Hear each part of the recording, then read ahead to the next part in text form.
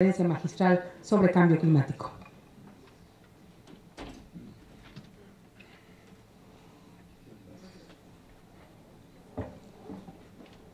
Muchas gracias.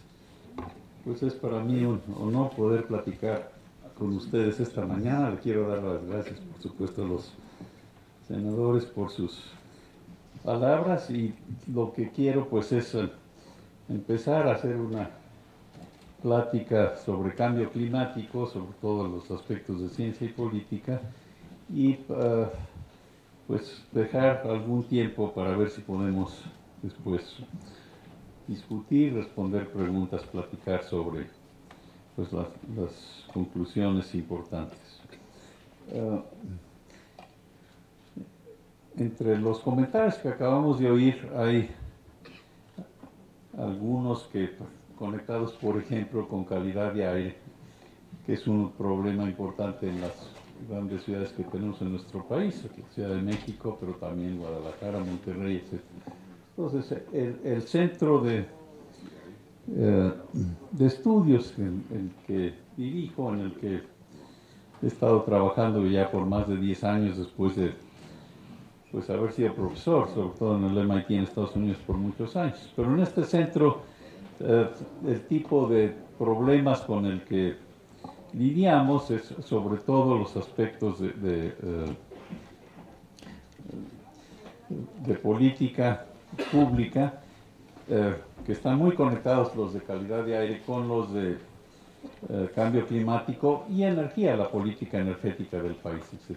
Pero en esta ocasión me voy a concentrar en hablar nada más sobre el cambio climático, y empiezo con para ponerlo en contexto, con esta idea de desarrollo sustentable, que realmente ya tiene, pues, como ven ustedes, ya tiene muchos años. La Comisión Brundtland, la señora Brundtland fue la primera ministra de Noruega, yo la conocí, llegué a tener interacciones con ella, pero fue cuando más o menos se hizo esa primera definición de lo que es desarrollo sustentable, que es garantizar las necesidades del presente sin comprometer la capacidad de las generaciones futuras para satisfacer sus necesidades. Ese es un punto muy importante al que voy a regresar.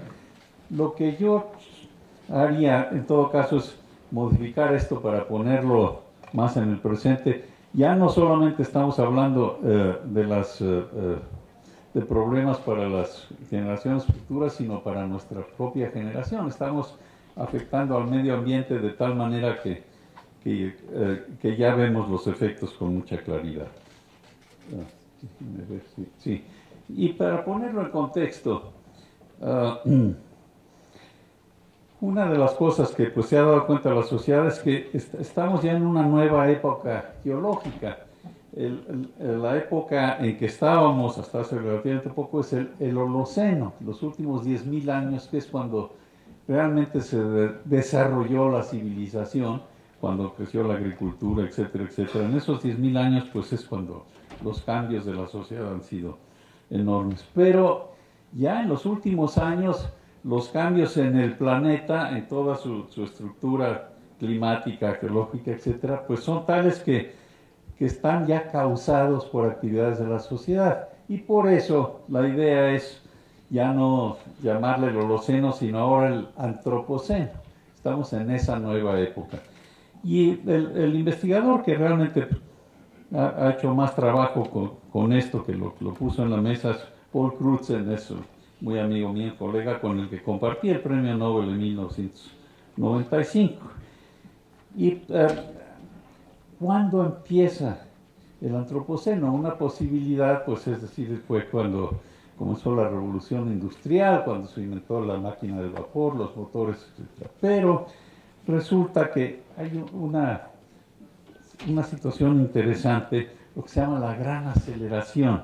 Si vemos el tipo de actividades económicas que nos han influenciado mucho en nuestra sociedad, lo que se ve, pues con todo este listo, población urbana, con consumo de energía, transporte, etcétera, etcétera, es que fue realmente a mitades del siglo pasado cuando se disparó la economía, con todas estas actividades. No voy a entrar en detalle, pero por eso se llama a este proceso la gran aceleración.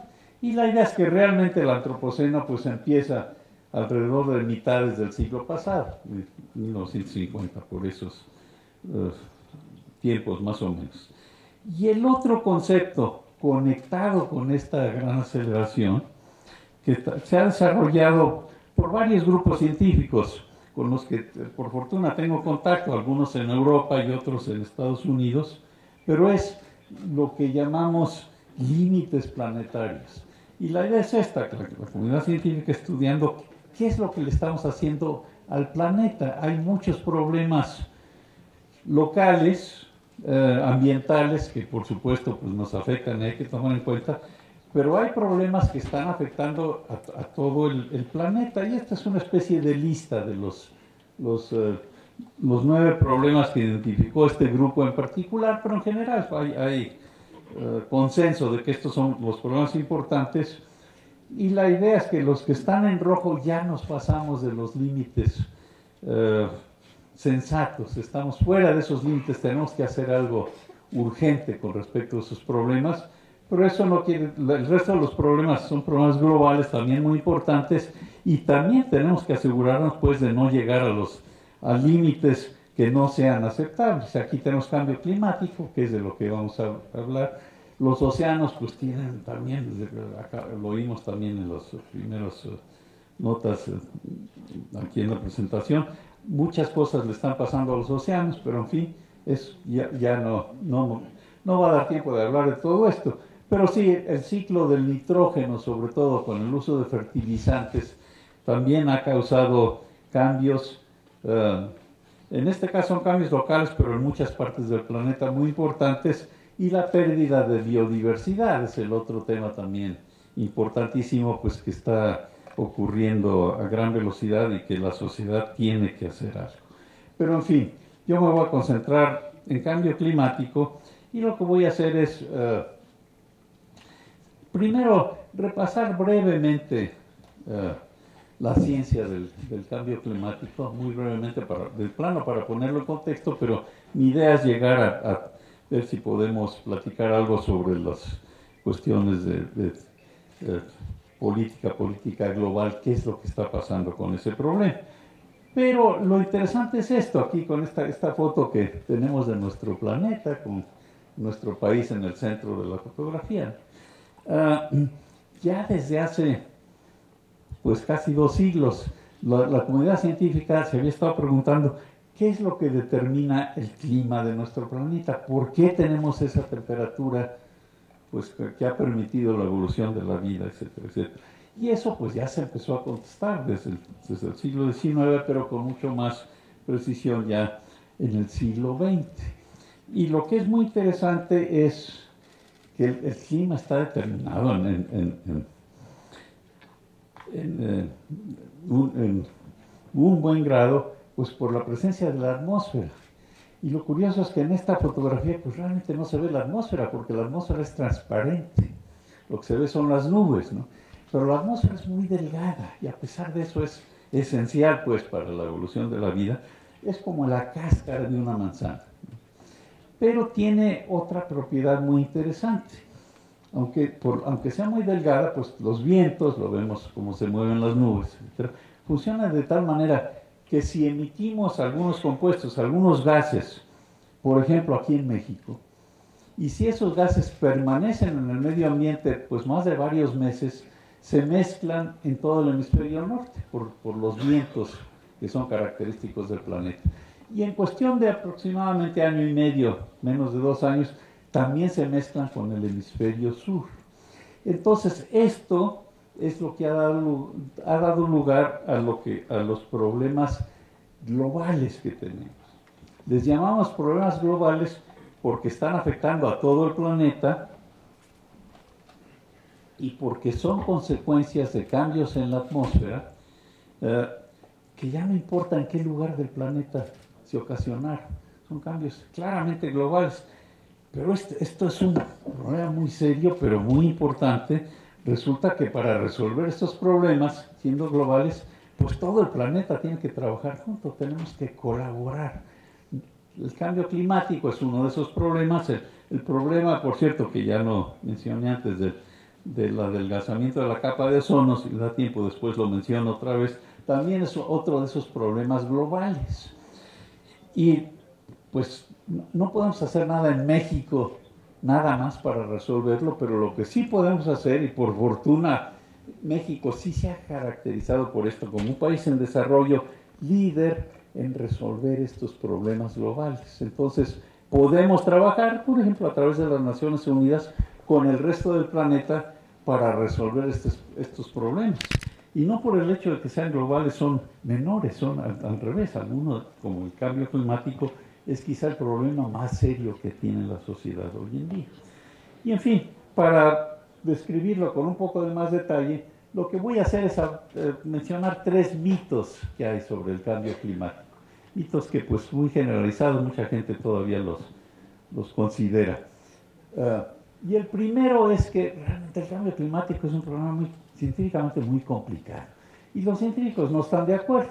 Algunos piensan que sí es un problema serio, pero otros piensan que pues, se ha exagerado, que realmente no entendemos muy bien cómo funciona el clima. Eso realmente es un mito. Después entramos en los demás, pero lo que sabemos es lo siguiente. Entre otras cosas, les enseño nada más los resultados de una encuesta, que hay muchas otras maneras de verlo, pero en este caso se hizo una encuesta muy formal, muy oficial, sobre la literatura científica, que después fue seguida por pues, entrevistas con los científicos. Y el resultado está clarísimo.